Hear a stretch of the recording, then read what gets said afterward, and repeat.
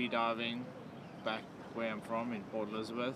Where I used to dive, I often used to go into this little tidal pool afterwards to wash off after I've taken my wetsuit off.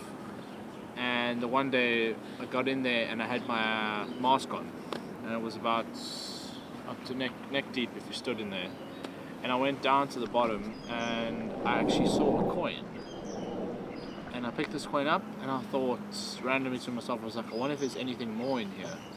And I started digging the rocks, and eventually I started finding sinkers, coins. I found some coins that were dated back to 1880, some pennies. I also ended up finding quite a few gold rings, broken watches. I was able to sell some of those gold rings, and it paid for my handheld metal detector. I lost my job in February. I was working in a restaurant in the service industry with the pandemic. I mean, basically my income dried up, and having a degree, I saw the opportunity to come here and make some money. I'm teaching in Hong Kong, teaching English, knowing Hong Kong being a very high luxury goods place. I could imagine a lot of people lose jewelry here and things to find. What I enjoyed most about that waterfall was the clarity of the water and the depth. So it was about 4 or 5 meters deep. It's a contained area where things are going to gather because it's a place lots of people go to. So it's almost like a high density treasure loot area. I'll sit on the surface, breathe in, out, and then prepare myself to dive, go down.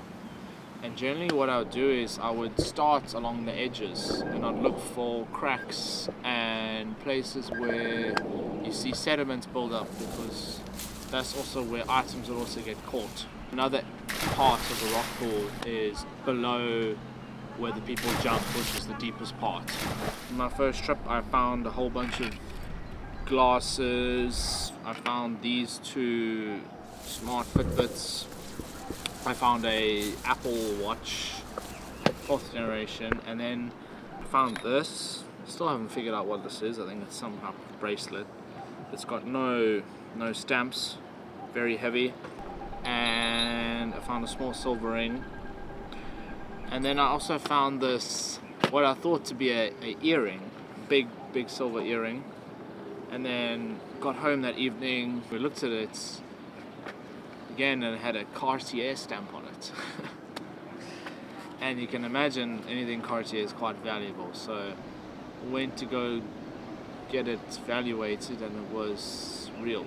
I was able to put a deposit down for a new apartment, and I was able to use it to pay off some of my expensive flights that I had to pay to get here. It was really a blessing being able to find that. I think there's definitely a lot more to be found there, but what happens is over time a lot of stuff gets buried, and there are a lot of rocks in there. So I would need to spend quite a lot of time in there, I think, digging, moving, almost you could say dredging that rock pool for the bottom layer where most likely the heavier gold is sitting.